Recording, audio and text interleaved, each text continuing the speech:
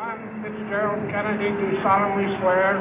I, John Fitzgerald Kennedy, do solemnly swear. That you will faithfully execute the office of President of the United States. That I will faithfully execute the office of President of the United States. And will, to the best of your ability. And will, to the best of my ability. Preserve, protect, and defend the Constitution of the United States. Preserve, protect, and defend the Constitution of the United States. So help you God. So help me God.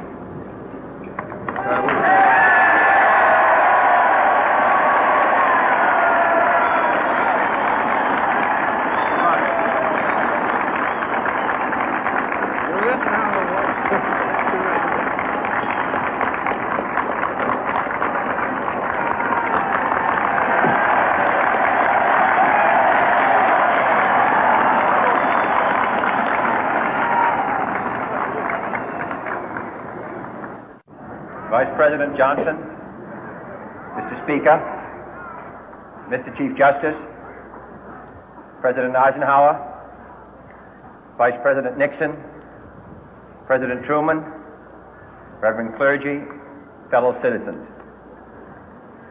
We observe today not a victory of party, but a celebration of freedom, symbolizing an end as well as a beginning, signifying renewal as well as change. For I have sworn before you and Almighty God the same solemn oath our forebears prescribed nearly a century and 3/4 ago.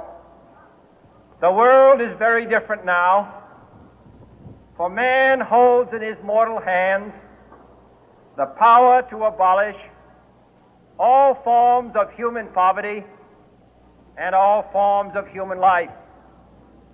And yet the same revolutionary beliefs for which our forebears fought are still at issue around the globe. The belief that the rights of man come not from the generosity of the state, but from the hand of God. We dare not forget today that we are the heirs of that first revolution. Let the word go forth from this time and place to friend and foe alike that the torch has been passed to a new generation of Americans born in this century, tempered by war, disciplined by a hard and bitter peace, proud of our ancient heritage, and unwilling to witness or permit the slow undoing of those human rights to which this nation has always been committed and to which we are committed today at home and around the world.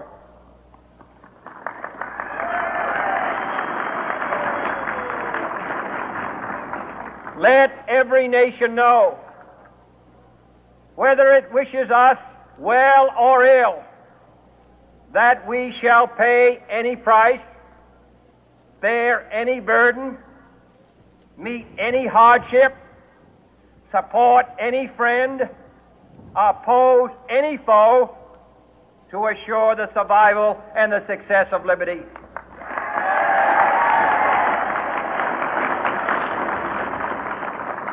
This much we pledge and more.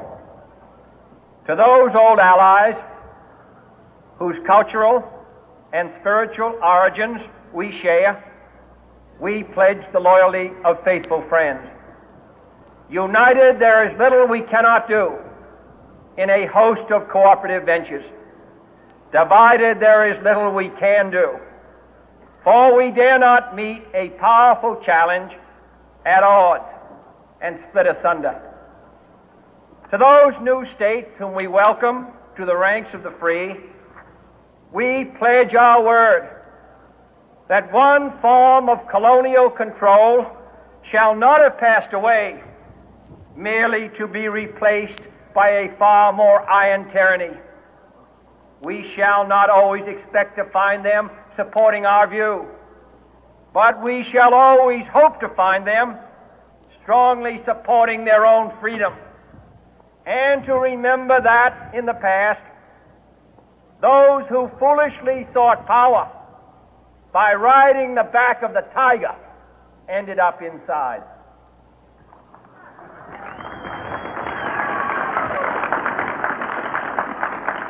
To those people in the huts and villages of half the globe struggling to break the bonds of mass misery, we pledge our best efforts to help them help themselves for whatever period is required, not because the communists may be doing it, not because we seek their votes, but because it is right.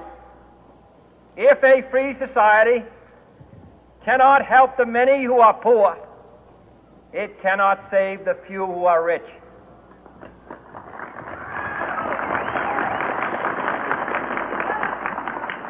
To our sister republics south of our border, we offer a special pledge to convert our good words into good deeds, in a new alliance for progress, to assist free men and free governments in casting off the chains of poverty.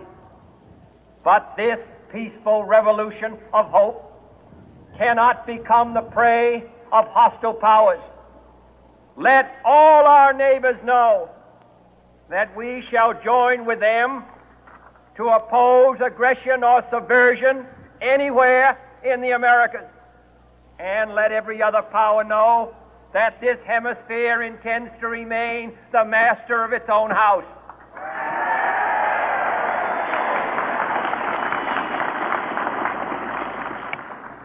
To that World Assembly of Sovereign States, the United Nations, our last best hope, in an age where the instruments of war have far outpaced the instruments of peace, we renew our pledge of support to prevent it from becoming merely a forum for invective, to strengthen its shield of the new and the weak, and to enlarge the area in which its writ may run. Finally, to those nations who would make themselves our adversary, we offer not a pledge, but a request that both sides begin anew the quest for peace.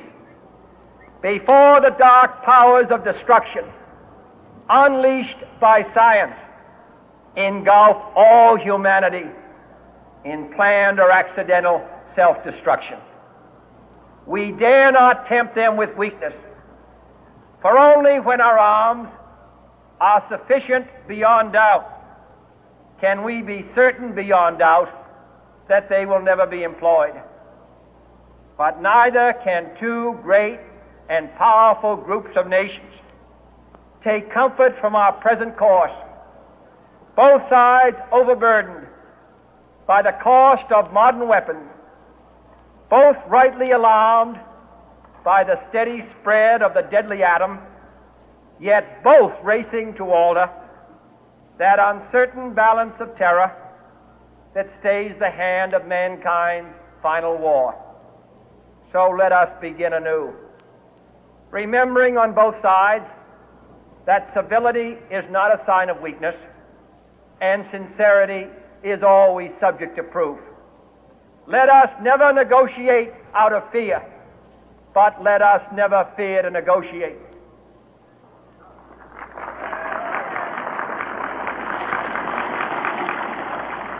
Let both sides explore what problems unite us, instead of belaboring those problems which divide us. Let both sides, for the first time, formulate serious and precise proposals for the inspection and control of arms, and bring the absolute power to destroy other nations under the absolute control of all nations.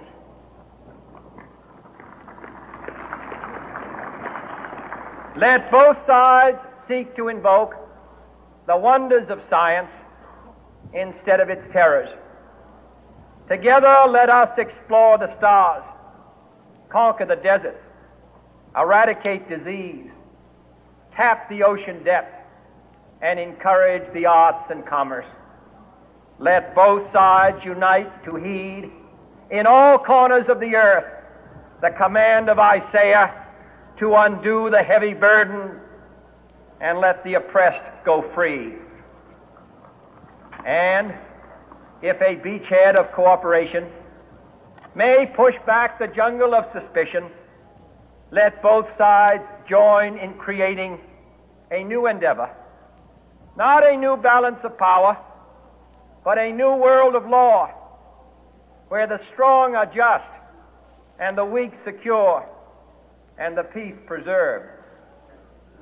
All this will not be finished in the first 100 days, nor will it be finished in the first 1,000 days, nor in the life of this administration, nor even perhaps in our lifetime on this planet. But let us begin.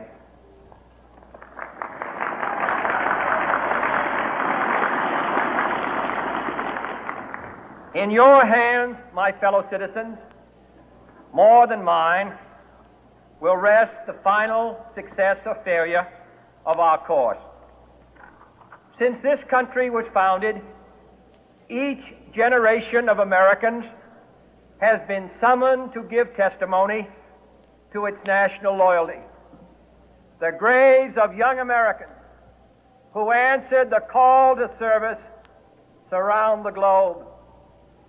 Now the trumpet summons us again, not as a call to bear arms, though arms we need, not as a call to battle, though in battle we are, but a call to bear the burden of a long twilight struggle, year in and year out, rejoicing in hope, patient in tribulation, a struggle against the common enemies of man, tyranny, poverty, disease, and war itself.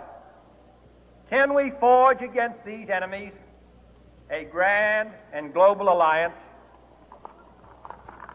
north and south, east and west, that can assure a more fruitful life for all mankind? Will you join in that historic effort?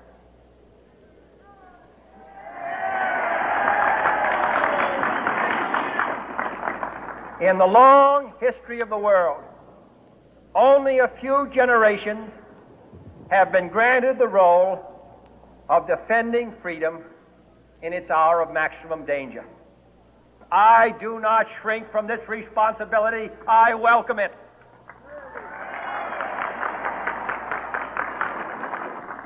I do not believe that any of us would exchange places with any other people or any other generation.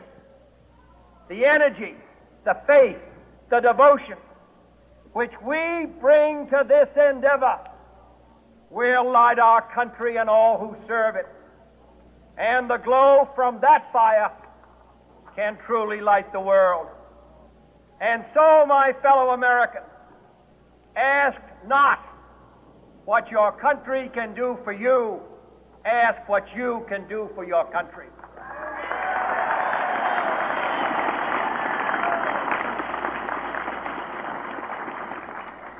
My fellow citizens of the world, ask not what America will do for you, but what together we can do for the freedom of man.